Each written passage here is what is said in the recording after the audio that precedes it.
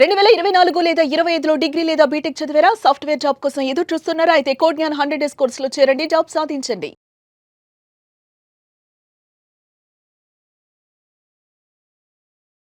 నమస్కారం శశి గారు. నమస్తే. సార్ చాలామంది ఏంటంటే లివింగ్లో ఉన్న తర్వాత కొద్ది రోజుల తర్వాత ఏం చేస్తారు అని అంటే ఫాల్స్ రేప్ కేసు పెట్టేసి వెళ్ళిపోతూ ఉంటారు అబ్బాయి మీద.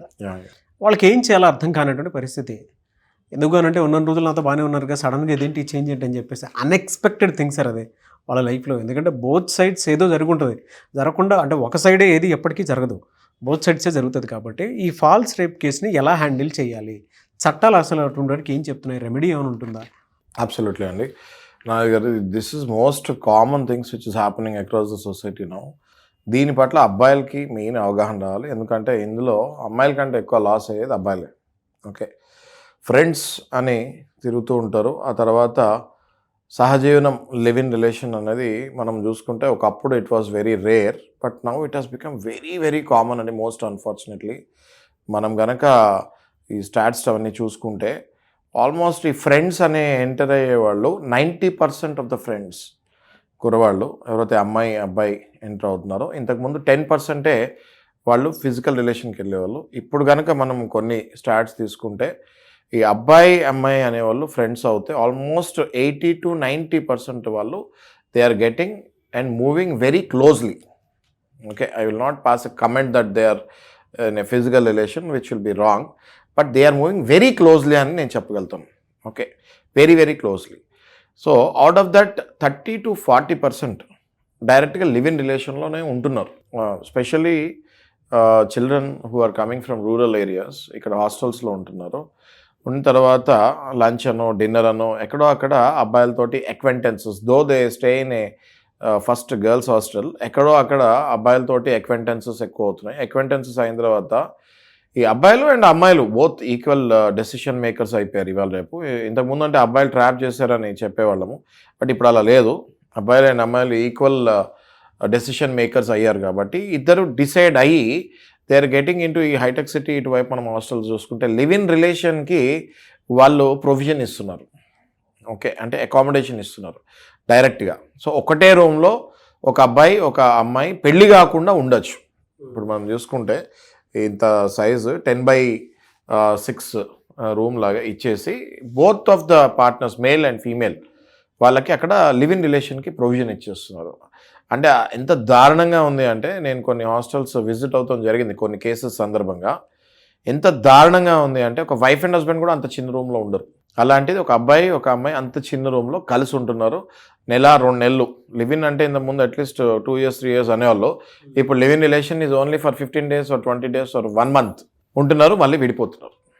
ఎప్పుడైతే ఈ 15 days 1 month కలిసి ఉంటారో విడిపోతారో ఆటోమేటిక్గా టెక్నికాలిటీస్, లీగల్ టెక్నికాలిటీస్ ప్రకారం చూసుకుంటే అబ్బాయి ఓన్లీ ఫిజికల్ నీడ్స్ గురించే అమ్మాయితో ఉన్నాడు, పెళ్లి చేసుకోవాలన్న ఇంటెన్షన్ లేదు అన్నది అడ్వకేట్ ఈజీగా ప్రూవ్ చేయగలుగుతారు. ఎప్పుడైతే లివ్ ఇన్ రిలేషన్ ఒక 2 years 3 years దాటుతుందో అప్పుడు మ్యూచువల్ కన్సెంట్ అన్నది మనం ఎస్టాబ్లిష్ చేస్తానికి ఈజీ ఉంటుంది. ఎప్పుడైతే జస్ట్ కేవలం 15 days 20 days ఒక రూమ్లో హాస్టల్లో వెళ్ళిపోతే very easy for advocate to prove that is intention is wrong, his intention was to exploit her physically అని. దో అక్కడ అమ్మాయికి ఇంటెన్షన్ ఉన్నా కూడా చట్ట ప్రకారం మనం చూసుకుంటే ఇందులో అమ్మాయిల వైపే ఎక్కువ చట్టం సపోర్ట్ చేస్తుంది. సెక్షన్స్ వాళ్ళకే ఉన్నాయి, రేప్ సెక్షన్స్. కాబట్టి అబ్బాయిలు బలయ్యే ఛాన్సెస్ చాలా గట్టిగా ఉంటాయి నాగరాజ్ గారు. సో నా సజెషన్ ఏంటంటే అబ్బాయిలకి, you don't get in to live in రిలేషన్కి మీరు వెళ్ళాలి అని ఖచ్చితంగా డిసైడ్ అయిపోతే don't get in to live in relation without any agreement అంటున్నాను నేను.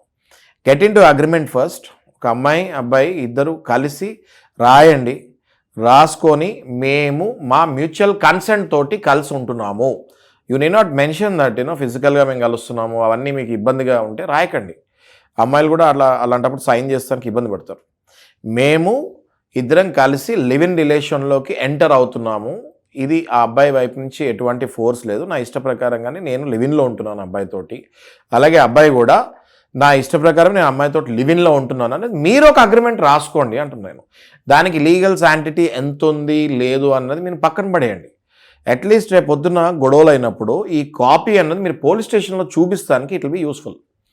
ఆ కాపీని పరిణగిస్తారా లేదా అన్నది మీరు పక్కన పెట్టేస్తే ఒక్కసారి అది రాసి ఆ అమ్మాయి కూడా అందులో సైన్ చేసింది అంటే క్లియర్గా ఆ అమ్మాయి మ్యూచువల్ కన్సెంట్కి ఒప్పుకున్నట్టే. అందులో ఫిజికల్ అని రాయకపోయినా కూడా ఒకటే రూమ్లో కలిసి ఉండడానికి నేను అంగీకరిస్తున్నాను లివ్ ఇన్ అంటే ఇట్ ఈస్ అండర్స్టూడ్ దట్ ఫిజికల్కి కూడా నేను ఒప్పుకుంటున్నాను అని, రైట్? అట్లీస్ట్ ఆ పర్టికులర్ డాక్యుమెంట్ ఉంటే మీరు ఈ రేప్ అనే అఫెన్స్ నుంచి బయటపడటానికి చాలా ఈజీ అవుతుంది.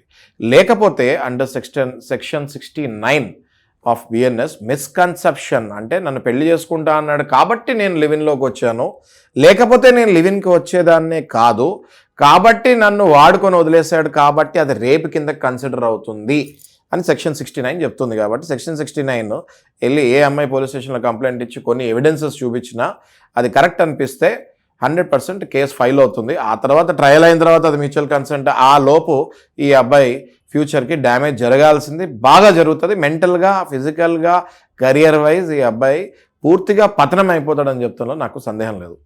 ఓకే, ఫ్యామిలీ దగ్గర నుంచి దూరం వెళ్ళిపోతాడు, జాబ్ పోగొట్టేసుకుంటాడు, ఇంకేం చేయలేడు, వ్యసనాలకు అలవాటు పడిపోతాడు. ఇలాంటి క్రమంలోనే డ్రగ్స్కి వెళ్ళిపోతారు. స్లోగా డిప్రెషన్లోకి వెళ్ళి సూసైడ్ చేసుకునే ఛాన్సెస్ కూడా ఉంటాయి. Okay, so my suggestion is for boys and girls ఇద్దరికి నేను చెప్పేది ఏంటంటే ఒకరి జీవితాల్లో ఒకరు నాశనం చేసుకోకండి. మీరు సిన్సియర్గా రిలేషన్లో ఎంటర్ అవుతున్నప్పుడు right a letter and get in to relationship. రేపు పొద్దున బ్రేక్ అయినా కూడా ఒకరి మీద ఒకరికి అనుమానాలు ఉండకూడదు. ఇన్సెక్యూరిటీ లేకపోతే threat or blackmail or exploitation ఇవన్నీ జరగకుండా ఉండాలంటే better to write a letter, write an agreement and get in to live in relationship. ఆ తర్వాత it will be at your comfort how to fight in a legal courts.